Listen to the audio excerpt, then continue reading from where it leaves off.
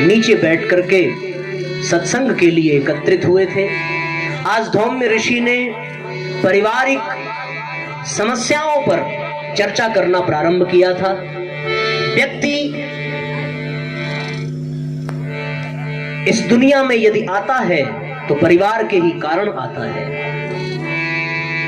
परिवार को सबने मोह माया की संज्ञा दी, परिवार को सबने जाल जंजाल कहा, परिवार को सबने उलझन बताया, परिवार को सबने गिरने का मार्ग बताया, परिवार को सबने कष्ट कठिनाइयों से भरा हुआ बताया, परिवार को सबने बड़ी हेय दृष्टि से देखा। इसी विषय पर आज धौम्य ऋषि ने चर्चा प्रारंभ की और धन्यो गृहस्थ आश्रमः कहकर के अपनी चर्चा का शुभारंभ किया। क्योंकि आज कथा में संत नहीं थे, साधु नहीं थे, वैरागी नहीं थे, परिवार के सदस्य विद्यमान थे। कोई किसी की मां थी, कोई किसी का पिता था, कोई किसी का पुत्र था, कोई किसी की पुत्री थी, कोई बहू थी, कोई सास थी, पूरा परिवार इकट्ठा हुआ था। सब संगम में स्नान करने गए थे कुंभ के पर्व पर, और ऐसे विशेष पर्वों पर आज धौम्य ऋषि ने परिवार की गुणवत्ता का बखान करना प्रारंभ किया। सम्मेलन प्रारंभ हुआ। धौम्य ऋषि व्यासपीठ पर विराजमान हुए। उन्होंने पहला सूत्र कहा, धन्यो गृहस्थ आश्रमः।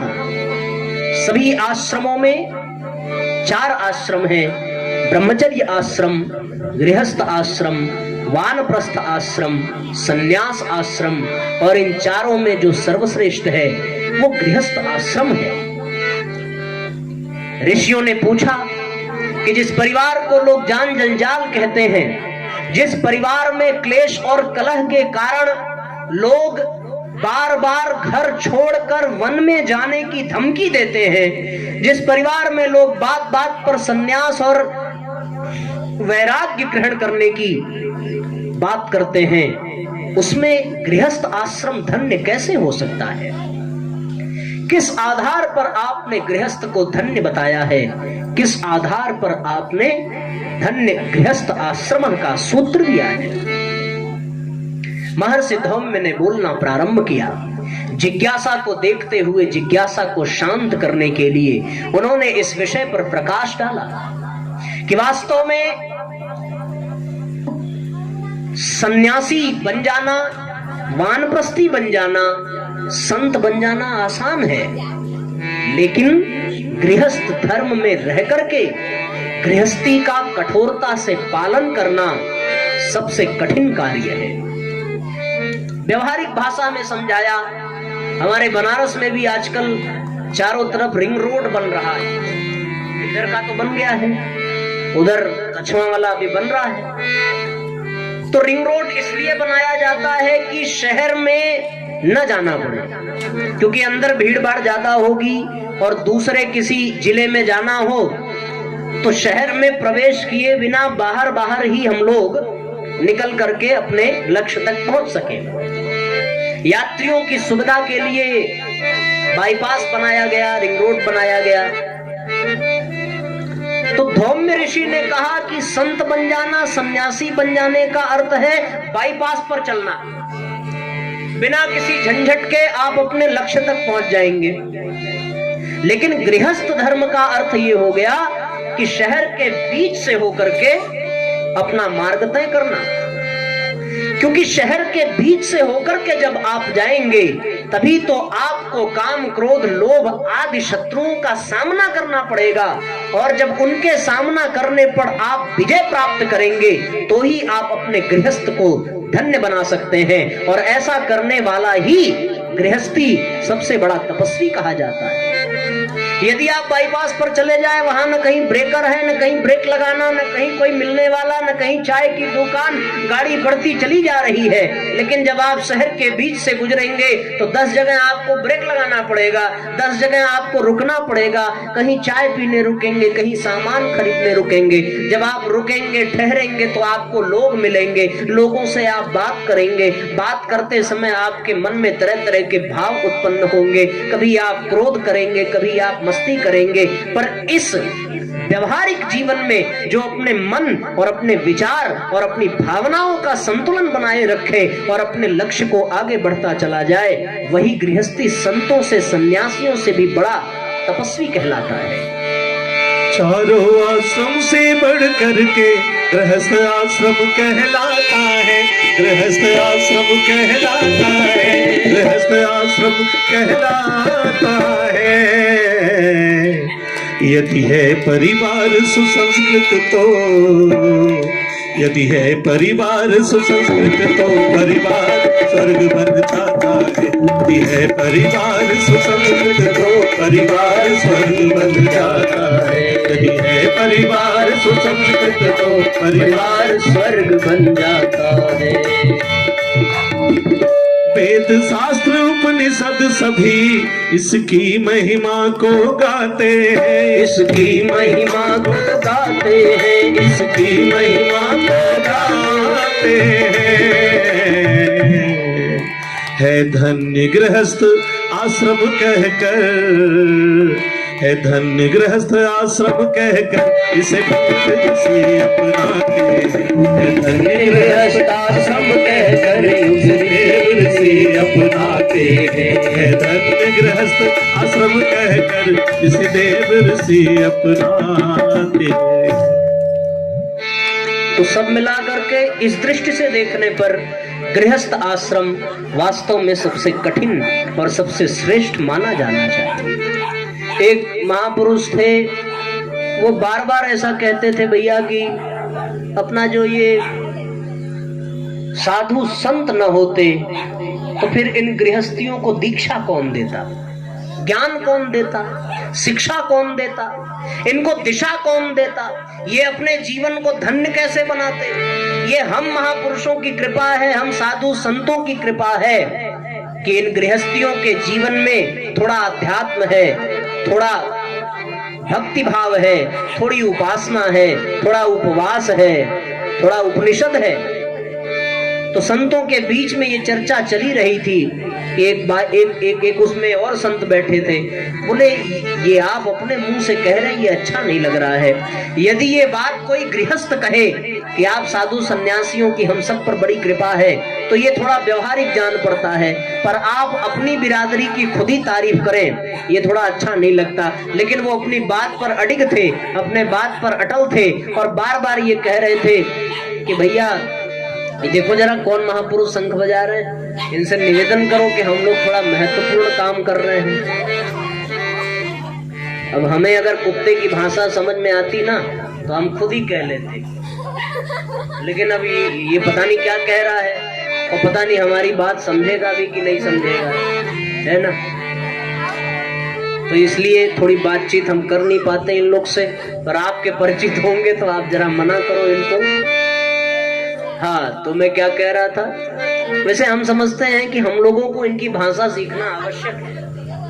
और मैं आपको ये भी बता दूं, गांव में जब कोई हाथी आता है ना तो सारे कुत्ते एक साथ इकट्ठा हो जाते हैं और सब भौंकना प्रारंभ करते हैं। कोई आगे भौंकता है, कोई पीछे भौंकता है, ठीक ना। और यदि कुत्तों की भाषा आपको समझ में आवे तो वो भौंक करके एक ही बात कहते हैं कि एक तो गांव हमारा, ऊपर से जात दूसरी और ऊपर से सम्मान भी इसको मिल रहा है। और ये बात उनको पचती नहीं है, इसलिए वो भौंक करके अपना क्रोध व्यक्त करते हैं। तो आज आपके गांव में हाथी की भूमिका में हम हैं। हाथी को भगवान कहते हैं, अरे ये तो गणेश जी की सवारी है, प्रणाम करो प्रणाम करो, कहते हैं ना। तो बस वही दशा है, हम हो गए हाथी, गणेश जी की सवारी। गणेश विवेक और बुद्धि के देवता, हम लोग विवेक और बुद्धि की बात कर रहे हैं। तो फिर अब आप जो हमें सम्मान दे रहे हो ना, वो आपके गांव के कुत्तों से पच नहीं रहा है, इसीलिए वो भौंक के अपना गुस्सा व्यक्त कर रहा है। तो इसलिए उनको भैया प्रार्थना करना। हाथी की एक विशेषता होती है कि वो कुत्तों के भौंकने का ध्यान भी नहीं देता। हमें भी अपनी आदत सुधारनी चाहिए, हमने बेवजह ध्यान दे दिया। तो मैं बात कर रहा था कि संत के उस बिरादरी में वो साधु संत बार बार यही कह रहे थे कि यदि संत न होते तो गृहस्थियों को दीक्षा कौन देता। तो उनसे रहा नहीं गया, उन्होंने कहा आप कहें अपनी बिरादरी की बड़ाई कर रहे हैं, यदि कोई गृहस्थ ऐसा कहे तो मानना चाहिए, अच्छा लगेगा, लेकिन वो बार बार एक ही बात कहते कि संत साधु न होते तो गृहस्थियों को दीक्षा कौन देता। तो फिर उन्होंने कहा कि यदि गृहस्थी न होते तो साधु संत को भिक्षा कौन देता। आपने दीक्षा दिया ये ठीक, पर तभी दिया जब उन्होंने भिक्षा दी। बोले अरे आपने गृहस्थियों का ज्यादा मान कर दिया। उन्होंने कहा कि आप इस दुनिया में कहां से आए। बोले अपने माँ की गर्भ से आए। बोले आपकी माँ के गर्भ से कैसे आए। बोले जब मेरी माँ का विवाह हुआ। बोले विवाह किसी साधु सन्यासी से हुआ था या किसी परिवार किसी गृहस्थी से। बोले गृहस्थी से। बोले अगर गृहस्थी न होते महाराज तो आप भी साधु सन्यासी न बन पाते।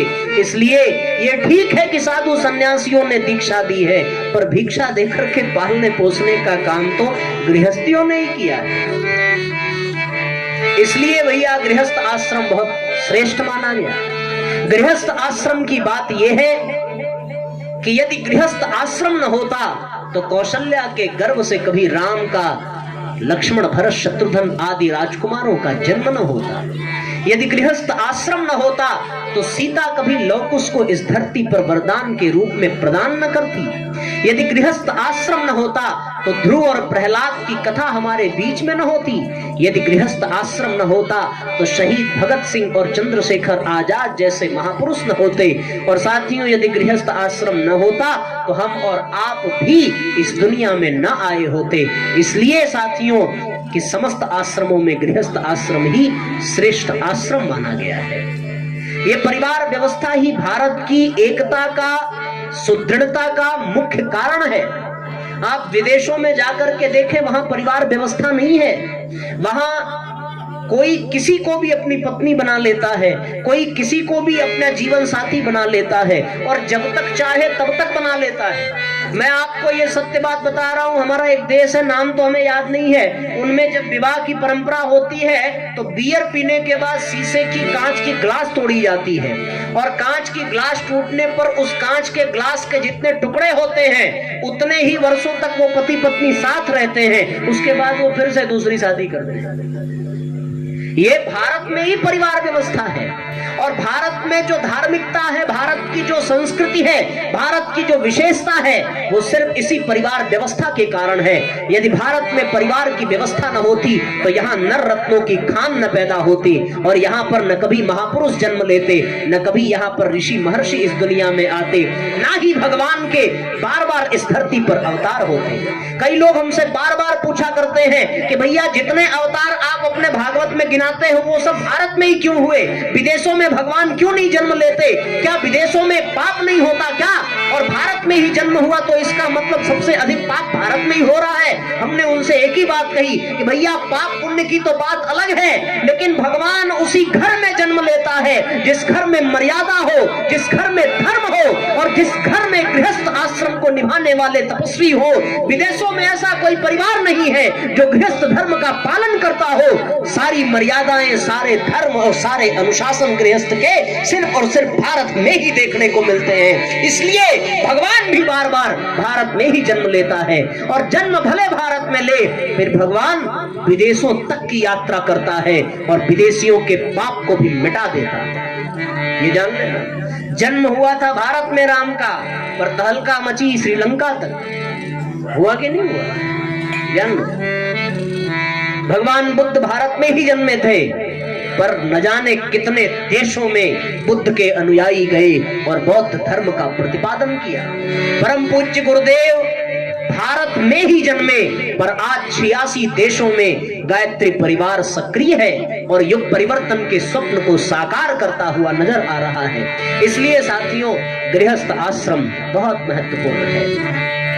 गृहस्थ आश्रम में ही नर रत्न पैदा होते हैं, जहां गृहस्थ के सूत्र, जहां गृहस्थ की मर्यादा, जहां गृहस्थ का धर्म निभाया जाता है वहीं पर होते हैं। जो लोग गृहस्थ धर्म पालन करने के बाद ये विचार करते हैं कि सन्यासी आसान है, जो लोग ये विश्वास करते हैं कि वानप्रस्थी बन जाना आसान है, और जो लोग बात बात में अपनी पत्नी को छोड़कर बन जाने की कसम देते हैं, वो भी ध्यान से सुन ले, घर में ही रहना आसान है। एक आदमी था, पत्नी से झगड़ा हुआ, झगड़े में बार बार धमकी देता कि अगर तूने अपना ये तरीका नहीं बदला तो एक दिन मैं अवश्य छोड़ करके घर बार सब चला जाऊंगा वन में।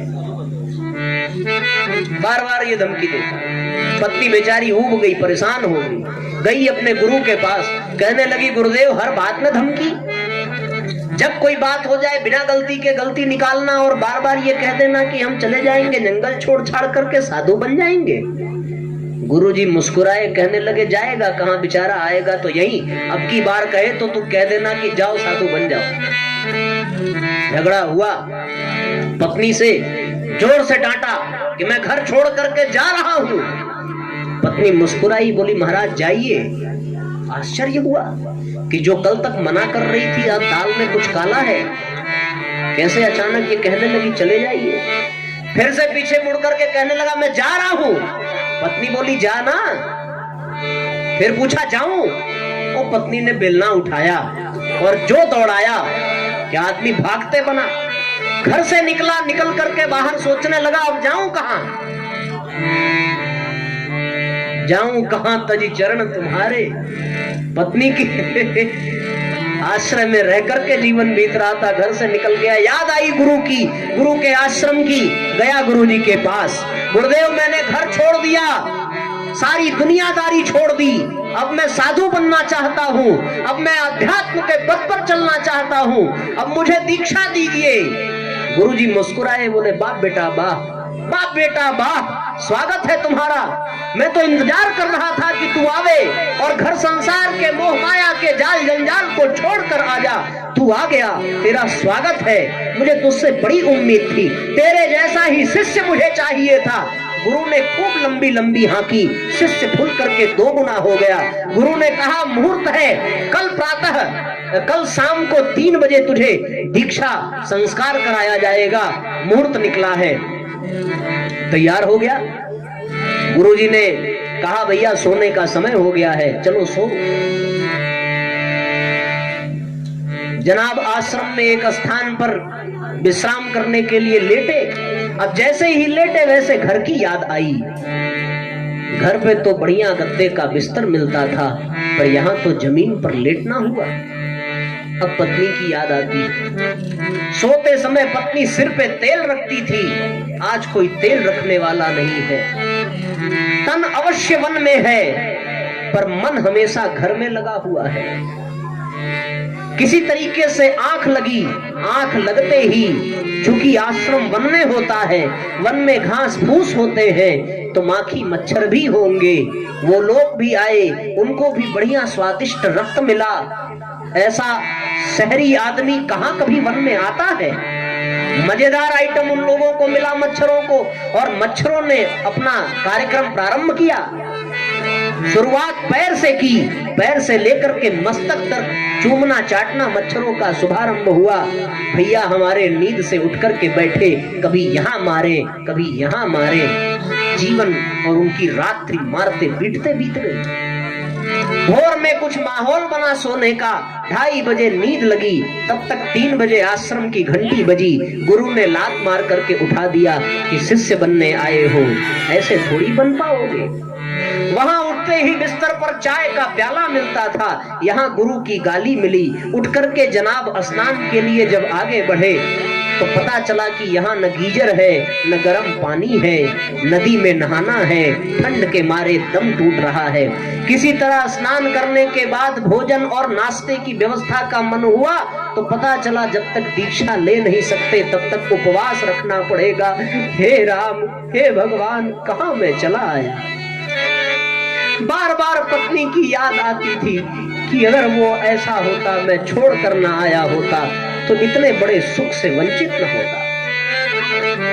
मन, अभिमान, अहंकार ठोकर मार रहा है कि पत्नी से लड़ करके आया है, वापस जाएगा तो बड़ी बेइज्जती होगी, किसी भी तरीके से तुझे जाना नहीं है। अहंकार एक तरफ ढकेलता है पर कष्ट एक तरफ ढकेलता है। नाश्ते में उबला हुआ बैगन जब सामने आया तो धैर्य की सारी सीमाएं टूट गई, धैर्य के सारे नाते खत्म हो गए, सारा अहंकार चूर चूर हो गया। जनाब बिना गुरु से आज्ञा लिए उल्टे पांव पत्नी की तरफ भागे। और किसी संत ने बड़ा सुंदर कहा है कि घर छोड़ के वन में वास कियो, मन वासना त्याग कियो ही नहीं, अब पंच केस बढ़ाए के धूनि तपे, सतभोग हरि को दियो ही नहीं, सतसंग को रंग गुमाई कियो, सतनाम हरि को लियो ही नहीं, कहे दास सतार समझ रे मना, तूने प्रेम पियालो पियो ही। तो घर छोड़ के वन में वास कियो, मन वासना त्याग कियो ही नहीं। उस दिन परिवार की कीमत समझ में आई, उस दिन पत्नी की कीमत समझ में आई, उस दिन बच्चों की कीमत समझ में आई, उस दिन गृहस्थ का महत्व समझ में आया। आसान नहीं है गृहस्थ को पालन करना। परम पूज्य गुरुदेव ने कहा कि गृहस्थ बनकर के रहना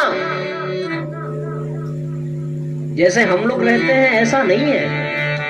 हम लोग शादी करते हैं, परिवार में रहते हैं, है ना, परिवार में रहते हैं, पत्नी ले आते हैं इसलिए कि पत्नी सेवा करेगी, खाना पीना बढ़िया खिलाएगी, कपड़े धुलेगी, प्रेस करेगी, कभी बीमार पड़ गए तो दवा करेगी, इसीलिए तो ले आते हैं ना। इसीलिए पत्नियां पति चाहती हैं और पति पत्नी चाहते हैं। अच्छा बताओ, ये सारी व्यवस्था होटल में नहीं मिल सकती? बताओ, आप किसी होटल में चले जाइए, पत्नी को 10 बार बुलाओ तब वो एक बार बोलेगी। होटल में आपने ट्रीन एक बार घंटी बजाया, 10 आदमी आके खड़े हो जाएंगे। हाँ साहब बताइए क्या काम है? आप किसी को पानी का ऑर्डर दीजिए, किसी को भोजन का ऑर्डर दीजिए, जैसा कहेंगे वैसा बनाएंगे। आप बोलोगे साहब होटल में बड़ा पैसा लगता है, एक दिन आप जोड़ करके देख लेना कि पैसा होटल में अधिक लगता है कि पत्नी के ऊपर अधिक लगता है। आजकल तो जन्मदिन और मैरिज एनिवर्सरी का जो प्रकोप छाया है इस संसार में कि एक आभूषण जन्मदिन पर चाहिए और दूसरा आभूषण चाहिए विवाह दिवस पर। तो इसलिए यदि आप तुलनात्मक दृष्टि से देखो तो पत्नी पर खर्च ज्यादा है, लेकिन फिर भी व्यक्ति विवाह करता है, होटल में जाकर के नहीं रहता। होटल में आपको सब कुछ मिल जाएगा, लेकिन साथियों जब आप कभी किसी संकट में पड़ जाओ, कभी दुख आपको आकर के घेर ले, आपके जीवन में निराशा हो, आपके जीवन में हताशा हो, आपके जीवन में कष्ट हो, कठिनाई हो, तो साथियों प्यार से मस्तक पर हाथ फेरने वाली या तो वो स्त्री माँ होगी या तो वो स्त्री पत्नी होगी। आपकी आंखों के आंसू पोंछने वाला कोई होटल में मिलने वाला नहीं है। आपसे 2-4 प्रेम की बातें करने वाला होटल में कोई मिलने वाला नहीं है। पर आपको उदास देखकर, आपके आंखों में आंसुओं की धार देखकर कोई आपकी गोद में बैठकर आपके आंसुओं को पोंछे तो वो कन्या आपको होटल में नहीं मिल सकती, वो बिटिया आपको होटल में नहीं मिल सकती, वो पत्नी आपको होटल में नहीं मिल सकती। इसलिए परिवार का महत्व बहुत बढ़ जाता है।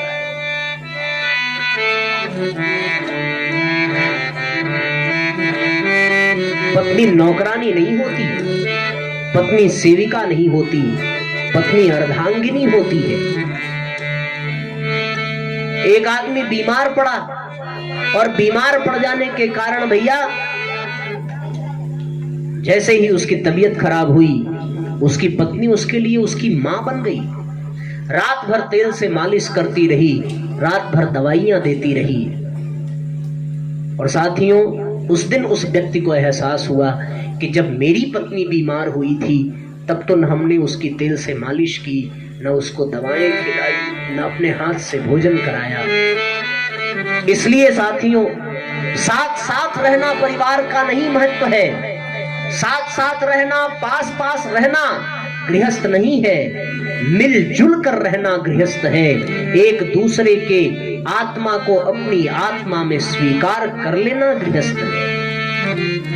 इसलिए साथियों गृहस्थ का महत्व बहुत बढ़ जाता है। यदि आप गृहस्थ की बात करें, गृहस्थ का विचार करें, ऐसे तो कई बार कथाओं में परिवार शब्द की हमने व्याख्या की है। और यदि आपको सुनना हो तो आप YouTube पर सुन भी सकते हो। फिर से वही दोहराऊं, इससे अच्छा होगा कि कुछ नए सूत्र आपको बता करके जाऊं। परिवार पर चर्चा की हमने कि प यानी परिपक्वता, पवित्रता, रि यानी ऋजुता, व यानी वाक्पटुता और र यानी रसमयता। ये 4 गुण जिसमें हो वो परिवार धरती का स्वर्ग बन जाता है। लेकिन आज कुछ नए सूत्रों पर यदि चर्चा करूं तो परम पूज्य गुरुदेव परम वंदनीय माता जी के वो सूत्र याद आते हैं कि सुख बांटे, दुख बटाएं, सलाह ले और सम्मान दे।